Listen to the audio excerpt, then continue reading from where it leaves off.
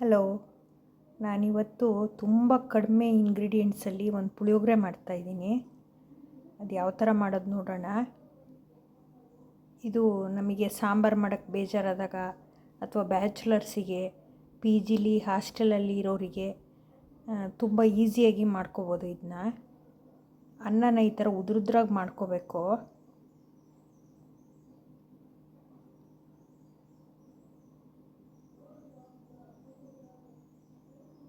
ಆ್ಯಕ್ಚುಲಾಗಿ ಇದಕ್ಕೆ ಬೇರೆ ಏನೂ ಹಾಕೋದು ಬೇಕಾಗಲ್ಲ, ಗೊಜ್ಜೊಂದು ಬಿಟ್ಟರೆ.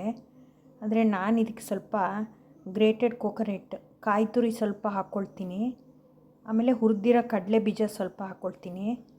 ಇದು ತತ್ವ ಫುಡ್ ಪ್ರಾಡಕ್ಟ್ಸ್ ಅಂತ ಇದೆ, ಅದು ಹೋಮ್ ಮೇಡ್ ಪ್ರಾಡಕ್ಟ್ಸು. ಅದು ತುಂಬ ಚೆನ್ನಾಗಿದೆ. ರಸಮ್ ಪೌಡ್ರು ಮತ್ತು ಸಾಂಬಾರು ಪೌಡ್ರು, ಪಿಕಲ್ಲು ಎಲ್ಲ ತರಿಸ್ಕೊಂಡಿದ್ದೆ. ಇದು ಯಾವುದೇ ಪ್ರಮೋಷನ್ ವಿಡಿಯೋ ಅಲ್ಲ, ಇದು ನಾನು ಮನೆಗೆ ತರಿಸ್ಕೊಂಡಿರೋದು. ನಾನು ವಿಡಿಯೋ ಮಾಡ್ತಾಯಿದ್ದೀನಿ ಅಷ್ಟೇ. ನಾನೀಗ ಈ ಥರ ಅನ್ನ ಉದುರುದ್ರಾಗಿದೆಯಲ್ಲ, ಇದಕ್ಕೆ ಸ್ವಲ್ಪ ಕಾಯಿ ತುರಿ ಹಾಕ್ಕೊಳ್ತಾ ಇದ್ದೀನಿ.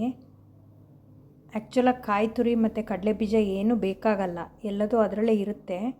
ಆದರೆ ನನಗೆ ಸ್ವಲ್ಪ ಕಾಯಿ ತುರಿ ಮತ್ತು ಕಡಲೆ ಬೀಜ ಹಾಕ್ಕೊಂಡ್ರೆ ಇಷ್ಟ ಆಗುತ್ತೆ ಅಂತ ಹಾಕ್ಕೊಳ್ತಾ ಇದ್ದೀನಿ. ಕಡಲೆ ಬೀಜ ನಾನು ಹುರಿದು ಇಟ್ಕೊಂಡಿದ್ದೆ, ಅದನ್ನು ಸ್ವಲ್ಪ ಹಾಕ್ಕೊಳ್ತೀನಿ.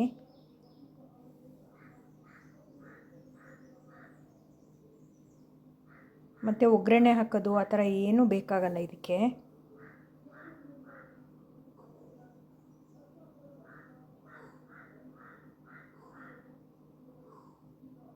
ಈಗ ಇದಕ್ಕೆ ತತ್ವ ಪುಳಿಯೋಗರೆ ಗೊಜ್ಜು, ಇದು ತುಂಬ ಚೆನ್ನಾಗಿದೆ. ಅದನ್ನು ಒಂದು ಇಷ್ಟು ರೈಸಿಗೆ ಒಂದು ಅರ್ಧ ಸ್ಪೂನ್ ಸಾಕಾಗತ್ತಷ್ಟೆ. ಅದನ್ನು ಅದಕ್ಕೆ ಹಾಕ್ಕೊಂಡು ಚೆನ್ನಾಗಿ ಮಿಕ್ಸ್ ಮಾಡ್ಕೋಬೇಕು. ತುಂಬ ಗೊಜ್ಜು ಬೇಕಾಗಲ್ಲ, ಸ್ವಲ್ಪ ಹಾಕ್ಕೊಂಡ್ರೆ ಸಾಕು.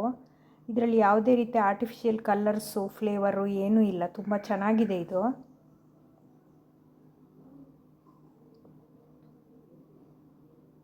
ಒಂದು ಅರ್ಧ ಸ್ಪೂನ್ ಗೊಜ್ಜು ಹಾಕ್ಕೊಂಡು ಈ ಥರ ಮಿಕ್ಸ್ ಮಾಡ್ಕೊಳ್ಳೋದು. ನಾವು ಕಾಯಿ ತುರಿ ಕಡಲೆ ಬೀಜ ಏನು ಹಾಕದೇ ಇದ್ರೂ ತುಂಬ ಚೆನ್ನಾಗಿರುತ್ತೆ. ಚೆನ್ನಾಗಿ ಮಿಕ್ಸ್ ಮಾಡ್ಕೋಬೇಕು ಈ ಥರ ರೈಸ್ನ. ಅಷ್ಟೇ, ಪುಳಿಯೋಗರೆ ರೆಡಿ ಆಯಿತು. ಇವಾಗ ಯಾರು ಬೇಕು ಅಂದರೆ ಇವ್ರ ಪ್ರಾಡಕ್ಟು ನಾನು ಫೋನ್ ನಂಬರ್ನ ಡಿಸ್ಕ್ರಿಪ್ಷನಲ್ಲಿ ಮೆನ್ಷನ್ ಮಾಡಿರ್ತೀನಿ. ಅವರು ಕೊರಿಯರ್ ಮಾಡ್ತಾರೆ. ನಾನು ಕೊರಿಯರ್ ಮುಖಾಂತರನೇ ತರಿಸ್ಕೊಂಡಿದ್ದು. ಪ್ಯಾಕಿಂಗ್ ಎಲ್ಲ ತುಂಬ ಚೆನ್ನಾಗಿತ್ತು.